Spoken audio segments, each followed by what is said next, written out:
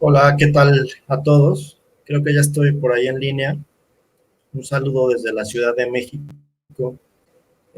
Espero que la lluvia que está cayendo en estos momentos y los ruidos característicos de esta ciudad no perturben pues esta charla, en la que les voy a hablar sobre los cambios que ha producido el COVID en la diplomacia y por ende en el oficio del diplomático, digámoslo así. Evidentemente la pandemia del COVID ha trastocado, digamos, la vida de todo mundo, de la vida económica, la vida de la salud, evidentemente, y también la de una serie de profesiones y actividades, eh, cualquiera de las que ustedes se puedan imaginar prácticamente, ¿no? No hay, digamos, espacio de nuestras vidas públicas y privadas que no esté afectando el COVID, ¿no? En este sentido, lo que yo propongo, digámoslo así, es que la diplomacia pública ha tomado mayor auge o mayor fuerza de cara a la diplomacia tradicional. ¿Qué es la diplomacia tradicional? Bueno, todos estamos tal vez más familiarizados con ese tema o con ese concepto. La diplomacia tradicional es el instrumento que usan los países para llegar a un acuerdo, normalmente por medio de la negociación, ya sea llegar a un acuerdo, digamos, para resolver un conflicto o llegar a un acuerdo para instrumentar algo en favor de dos países o más países o incluso con organismos internacionales, ¿no? Entonces, ¿cuál es la diplomacia pública, no? ¿Cuál es la diferencia, digamos? La diplomacia pública no es otra cosa que una herramienta que ayuda al posicionamiento de un Estado para influir o informar a un público extranjero y convencerlo de aceptar pues valores o ideas que legitimen precisamente su política exterior. O sea, es decir, la principal diferencia entre una y otra es que la diplomacia pública va dirigida al público extranjero, mientras la diplomacia normal va dirigida pues a diplomáticos, ¿no? A funcionarios de un país a otro.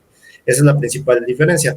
No es que la diplomacia pública sea nueva, o sea, este término se empezó a acuñar por ahí de 1960 y se empezó a utilizar también, pero incluso si nosotros vamos a antes de esos años, pues ya hay muchos diplomáticos en el mundo, incluso en México, que empiezan a usar la diplomacia pública y van a la prensa y tratan digamos, de llegar a otros públicos, ¿no? Matías Romero en México, por ejemplo, es el pionero de la diplomacia pública, se le considera, ¿no? Además, la diplomacia pública se apoya en elementos distintivos como la cultura, el turismo, la tecnología o el deporte, de tal manera que después podemos hablar de la diplomacia cultural, de la diplomacia turística, en fin, ¿no? Pero todas estas están, digamos que, asentadas bajo el paraguas de la diplomacia o la concepción de la diplomacia pública, ¿no?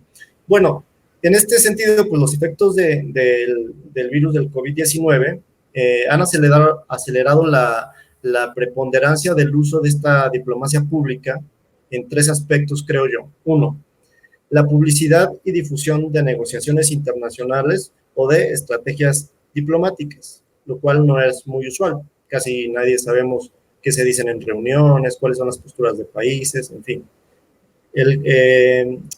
Ahora, digamos que esto ha venido cambiando en estos meses del COVID y ha hecho que muchos países aceleren o publiquen, difundan estas posturas, ¿no? Otro segundo punto es el surgimiento de lo que yo llamo la diplomacia del COVID, COVID-19, que en un momento se los explico. Y por último es el auge de la diplomacia digital, ¿no? Que también no es nuevo, pero pues es evidente que se ha utilizado mucho más, ¿no? Un traguito de agua. Bueno, primero, sobre el primer punto.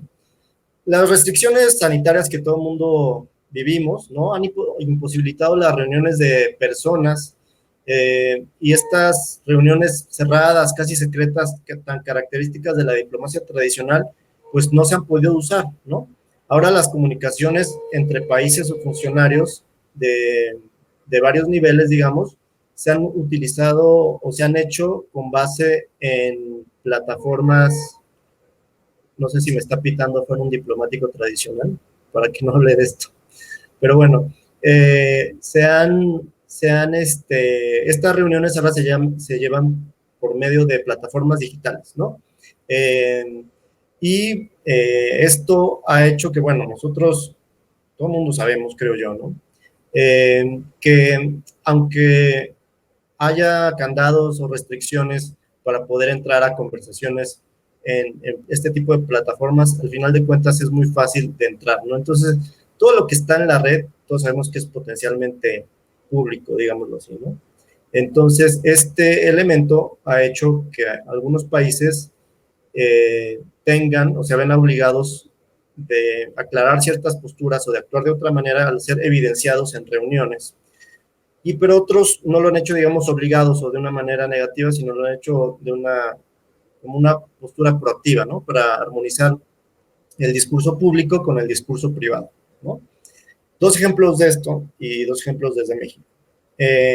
Recordemos cuando la secretaria de Energía, Rocío Nale, participó en la cumbre OPEP más México y les voy a compartir pantalla para recordar, digamos, lo que sucedió en ese momento. Y ahora seguimos hablando de ese tema.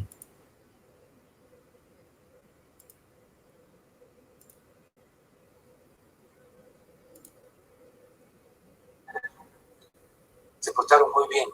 Le tocó a Rocío. Platícales cómo fue que te tocó a ti pedirles el voto. A ver, platícales. Sí, bueno, la negociación duró muchas horas el primer día y efectivamente Arabia Saudita no aceptaba tan fácil la condición que nosotros estamos colocando. Y en la segunda reunión que se tuvo el domingo, pues ya habían aceptado las condiciones, ya se había hecho el análisis de cuánto se iba a recortar en el mercado, hicieron un señalamiento o un reconocimiento del esfuerzo que estaba haciendo México, reconocieron la participación directa del presidente de la República, porque en todo esto, en estos días, todos los movimientos, el presidente estaba siendo informado. La negociación, pues prácticamente fue entre el presidente y una servidora, y ellos estaban conscientes, igual que estaba el presidente de Rusia, igual que estaba el rey de Arabia Saudita. Era una negociación de jefes de Estado. Y al final, cuando ya tomamos la votación, porque se había acordado, faltaba nada más tomar la votación de Arabia Saudita y todos decidieron que fuera México quien le pidiera el voto a Arabia. Entonces, pues ya le pedí la votación al ministro de Arabia Saudita, que es el príncipe.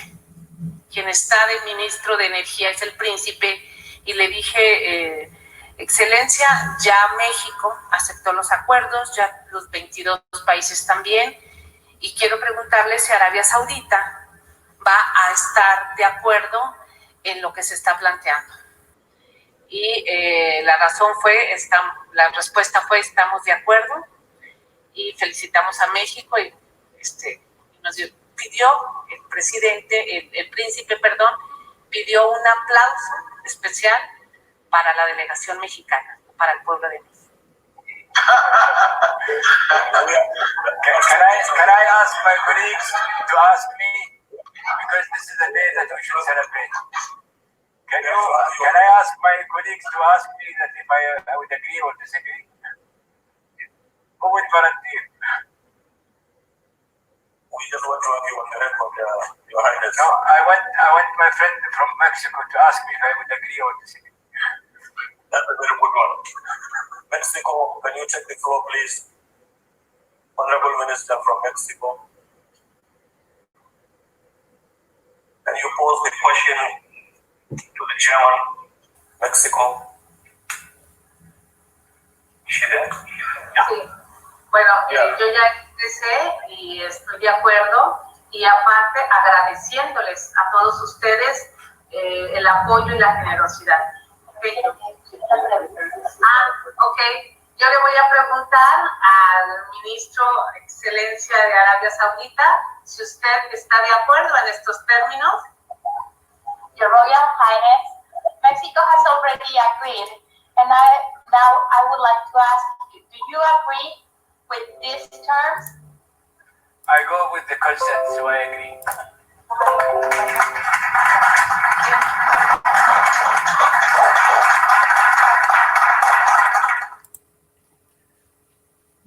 ¿Sabías que muchas de tus amigas no se pueden?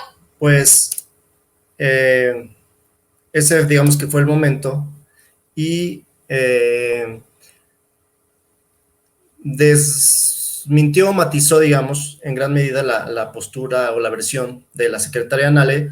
Después la secretaria Nale subió sus propios videos, y más bien México se vio obligado a explicar más a fondo cuál era su postura, ¿no? Y esto lo único que hizo es darle más luz al tema de la posición de México en esa votación y en esa decisión de la OPEP, y obligó, digamos, que esta difusión, esta publicidad involuntaria a aclarar más la postura internacional o exterior respecto al petróleo y profundizar en ello, ¿no? Entonces, digamos que este es un ejemplo de cómo la vida ahora en las redes sociales, incluso de los diplomáticos, se ha visto más expuesta, ¿no? Pero un ejemplo, digamos, positivo o proactivo de difusión es la divulgación por parte de la Cancillería de la agenda. Vuelvo a compartir pantalla y les voy contando. De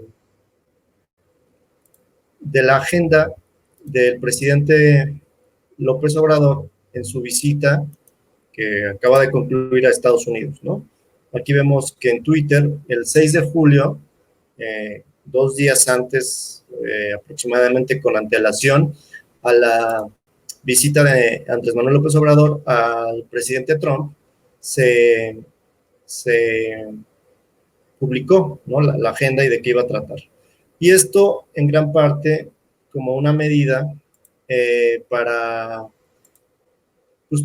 acallar un montón de rumores, o más bien aclarar un montón de rumores acerca de qué iba a hacer el presidente de México con el de Estados Unidos, por qué iba, si el formato iba tal vez a ser benéfico para uno o para otro. Entonces, digamos que esto es un ejercicio de manera proactiva o positiva, como se hace pública un tema de diplomacia que antes, pues incluso por temas de seguridad no se hacía, ¿no? Entonces, estos son uno de los cambios, por ejemplo, en este primer rubro o punto de los cambios o de la mayor encumbramiento de la diplomacia pública en estos momentos de COVID, ¿no? En el segundo punto, lo que les había mencionado, la diplomacia del COVID, ¿no? Pues bueno, resulta que hay algunos países que han tenido experiencias fructíferas en el tema del COVID, y esto los ha adoptado, o sea, tanto en el inicio, en el manejo, o ahora en la salida, ¿no? Hay algunos países que en alguna de estas fases ha destacado más, algunos en las 3, casi ninguno, pero esto los ha dotado de cierta respetabilidad y autoridad mundial, ¿no? Y algunos de los países han optado por usar este respeto y esta autoridad moral, digamos, ¿no?, para tratar de influir en el extranjero, y han convertido el manejo de la epidemia en una estrategia de diplomacia pública, ¿no? Incluso han intervenido en la conversación en Internet para filtrar versiones conspiratorias, ¿no?, en las que achacan, digamos, a algún estado el brote de este virus. Claro, esto no lo hacen de manera directa.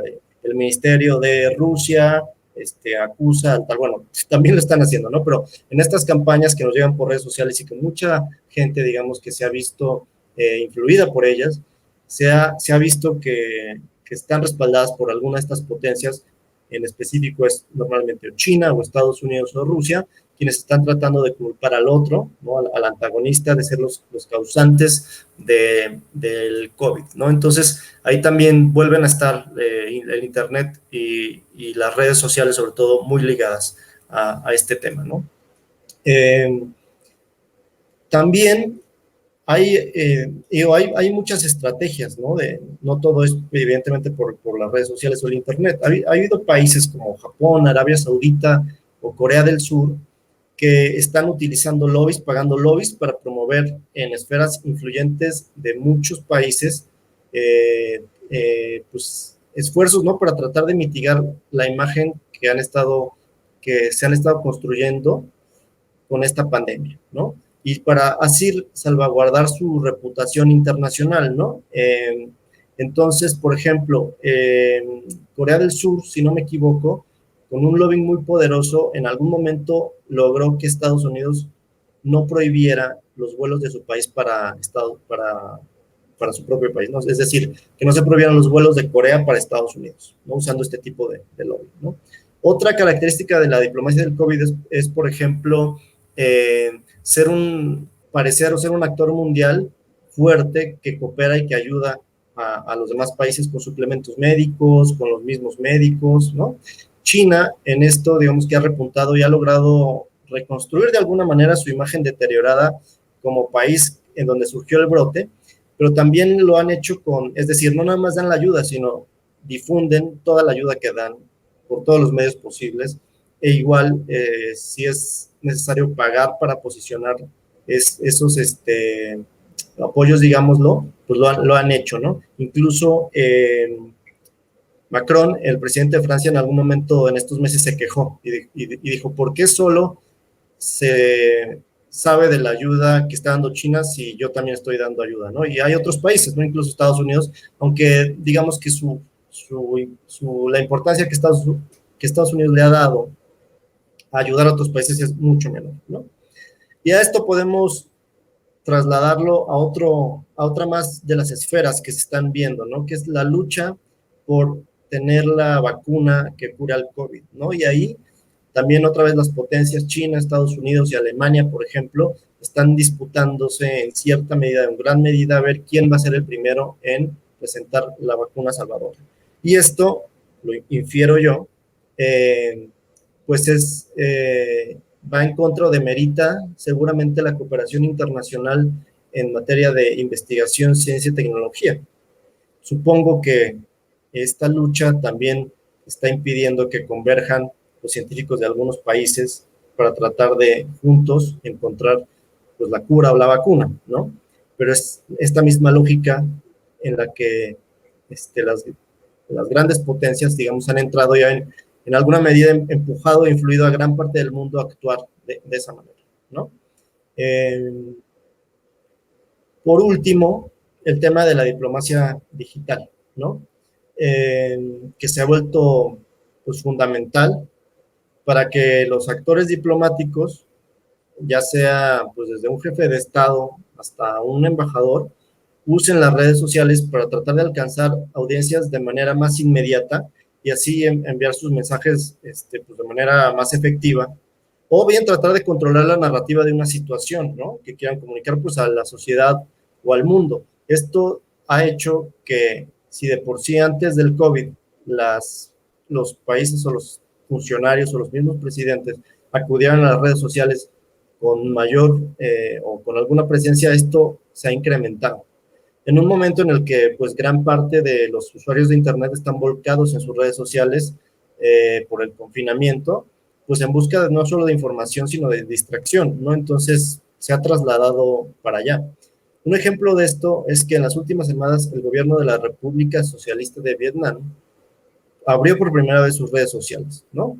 Y en un ejercicio de diplomacia digital y económica, difundió por Twitter su poder exportador que tiene actualmente en medio de esta pandemia, ¿no? Ahora, comparto pantalla otra vez para que veamos rápidamente su Twitter y qué es lo que subió, y aparte lo maneja tal cual, diplomacia económica.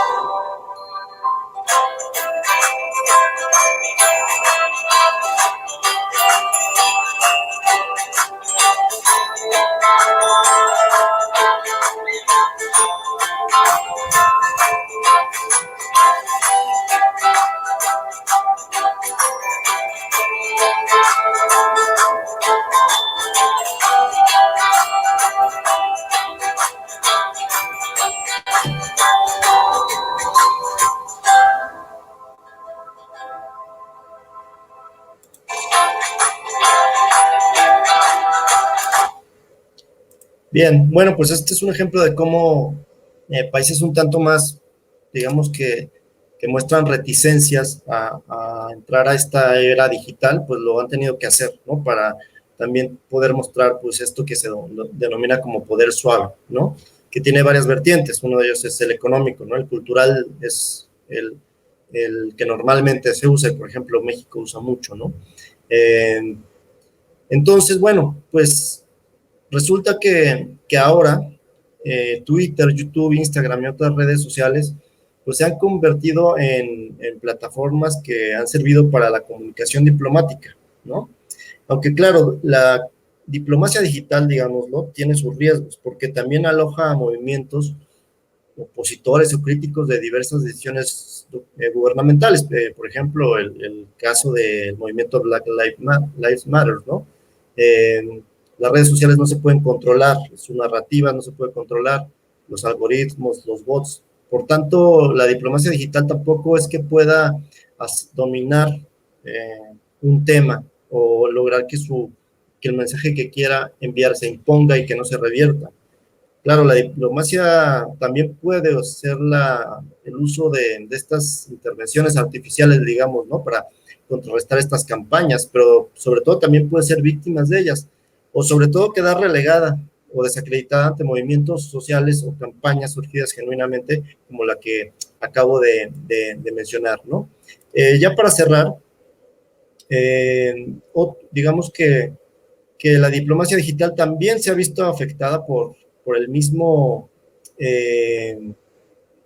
uso que le dan los jefes de Estado y mandatarios, porque algunos han utilizado redes sociales para amenazar o insultar a otro actor internacional, lo cual va contra el espíritu diplomático mismo y es una, digamos que, manifestación pues muy lastimosa que se ha visto en medio de esta disrupción tecnológica, ¿no? Finalmente, estas tres manifestaciones de diplomacia pública y otras más se han pues encumbrado en los últimos meses, ¿no? A raíz de los efectos y características de la pandemia del COVID-19. Y difícilmente cuando esto retorne a la normalidad, cuando sea que eso vaya a pasar, va a perder terreno de cara pues a la antigua diplomacia o a la tradicional más bien, con el estilo del secretismo para negociar y la reserva de comunicar ciertas cosas, ¿no? Aunque, ojo, no quiere decir que la diplomacia pública vaya a desaparecer o a eliminar a la otra diplomacia, ¿no? La diplomacia tradicional va a seguir siendo necesaria porque tiene sus propias características fundamentales, sin embargo, yo creo que sí le restará mayor importancia ante sociedades interconectadas y dispersas. Entonces, tarde o temprano, más países se verán obligados a recurrir a estas nuevas herramientas y métodos diplomáticos. Por el momento dejo aquí más bien mi intervención para ver si hay alguna pregunta por parte de ustedes.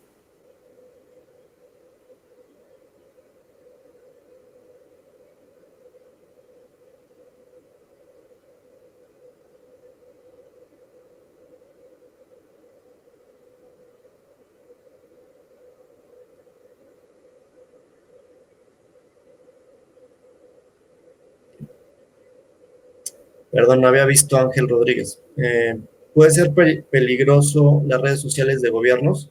Ejemplo, lo que provocan los tweets de Trump. Sí, precisamente justo mencioné esto de soslayo, digámoslo, ¿no? Ahora mismo se está debatiendo en gobiernos y en ministerios si hay directrices o regulaciones para que sus funcionarios usen redes sociales, Twitter sobre todo, y cómo usarlos, ¿no? Claro, actores como Trump, que no solo en las redes sociales actúan a su voluntad, ¿no? Sino lo hace en todas las esferas, pues es difícil meterlo, digámoslo, en una disciplina o alguna lógica que no vaya contra, ¿no? Entonces, en ese sentido, como lo mencioné, la diplomacia digital puede ser muy riesgosa y tiene estas dos monedas, ¿no? La cual puede ser benéfica o puede ser contraproducente según cómo se manejen, pero también cómo se comporten las audiencias alrededor de los mensajes o de las mismas acciones que haga la sociedad naturalmente, ¿no? Entonces, claro, este es un ejemplo, por ejemplo, el de Trump, de un mal uso y un efecto negativo normalmente de sus redes sociales, a nivel diplomático sobre todo, porque el uso de su Twitter a nivel interno, aunque también es muy cuestionable, parece que tiene un gran número, millones de ciudadanos estadounidenses que se ven identificados o se ven reflejados, ¿no? Entonces también, digamos que ese ha sido un elemento por el que Trump ha seguido usando las redes sociales, porque también en mucho se siente apoyado y es una forma en la que conecta con su base electoral, por decirlo así, y que encuentra mensajes que son complacientes para ese segmento de los estadounidenses, ¿no? No sé si haya otra por ahí. Samuel Iglesias.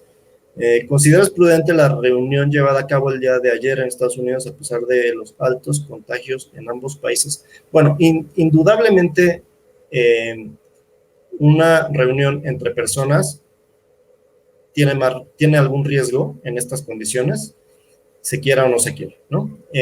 Claro, dependiendo de las medidas de precaución que use cada persona, de cuántas personas sean, de los protocolos, del formato de una serie de elementos, pues es ese riesgo, digamos, que puede disminuir prácticamente, ¿no? Pero aunque había un riesgo, me parece que pues el riesgo mayor era el otro, el político y el diplomático, y eran las dudas que más se mencionaban, sobre todo aquí en México, ¿no? ¿Para qué ir, digámoslo, ¿no? Y bueno, lo que sucedió es que no pasó nada de lo que los mexicanos temíamos, y al contrario, me parece que la imagen del presidente Obrador salió bien fortalecida. Me parece que dio un mensaje pues muy interesante en la Casa Blanca, cerrando con esos vivas, viva México, y hablando directamente de ciertos temas y ciertos elementos que pues no creo que hayan sido tan bienvenidos en ese momento por los funcionarios de Estados Unidos ni por Trump, si es que estaba siendo traducido en ese momento, ¿no? Entonces, pues al final había muchos riesgos, creo que no solo eran los del COVID, sino los políticos y diplomáticos, pero bueno, parece ser que salió bien sorteado a pesar de lo que la mayoría de la gente creía, pues yo no sé si solo en México o también en Estados Unidos. Gracias, Samuel. Héctor, ¿crees que después del COVID serán necesarias las reuniones de secretarios o presidentes presenciales? Pues sí, yo creo que sí, porque la comunicación humana y la interacción social es una característica pues innata a nosotros, y aunque se vaya perdiendo, pues incluso por el uso de las tecnologías, hay ciertos temas o elementos que es preferible llevarlos a cabo de tal manera. Lo que sí creo que va a pasar es que va a haber una racionalización, incluso cuando esperemos que llegue la vacuna y esperemos que todo el riesgo o el contagio se detenga, incluso en ese momento va a haber ya un chip, por decirlo así, en toda la sociedad, que nos va a hacer preguntar si es necesario hacer tal reunión o tener tal formato de comunicación, ¿no? Entonces, me parece que sí van a seguir persistiendo, pero sí se van a modificar y tal vez no van a ser tantas ni tan seguidas, ni por cualquier pretexto, digámoslo así, ¿no? Me dicen que con esta pregunta cerramos el panel. Pues les agradezco mucho por haber escuchado esta plática y pues nada, estamos en contacto en próximas ocasiones. Chao.